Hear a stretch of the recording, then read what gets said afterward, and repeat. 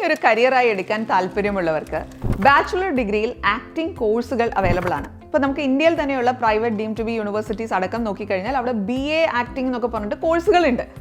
പക്ഷേ ഇത് താല്പര്യമുള്ള കുട്ടികൾ 12ാം ക്ലാസ് കഴിഞ്ഞ് BA ആക്ടിങ്ങിൻ്റെ കോഴ്സിന് പോയിട്ട് മാത്രമാണ് നമ്മൾ അഭിനയ രംഗത്തേക്ക് കടന്നു വരിക, അങ്ങനെയുള്ള ഒരു ചിന്തയിലൊന്നും പോകാണ്ട് കുട്ടിക്കാലം മുതലേ ഈ തിയേറ്ററുമായി ബന്ധപ്പെട്ടിട്ടുള്ള കാര്യങ്ങളിലൊക്കെ നിങ്ങൾ ഇൻവോൾവ് ആകുന്നത് വളരെ നന്നായിരിക്കും. ഒരുപക്ഷെ 3 വർഷം കണ്ടിന്യൂസ് ആയി നിന്നൊരു BA ആക്ടിങ്ങിൻ്റെ കോഴ്സ് പഠിക്കുന്നതിനേക്കാൾ നിങ്ങൾക്ക് എത്രയോ ആ ഒരു സ്കിൽ ഡെവലപ്മെൻറ്റ് നടക്കുക തിയേറ്റർ വർക്ക്ഷോപ്സിലും കാര്യങ്ങളിലും ഒക്കെ പങ്കെടുക്കുമ്പോഴാണ്.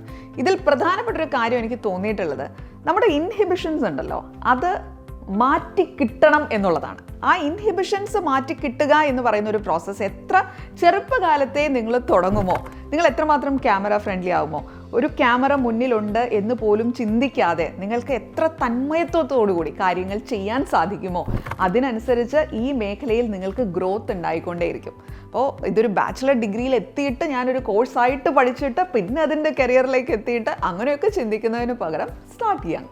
Keep going. Happy learning.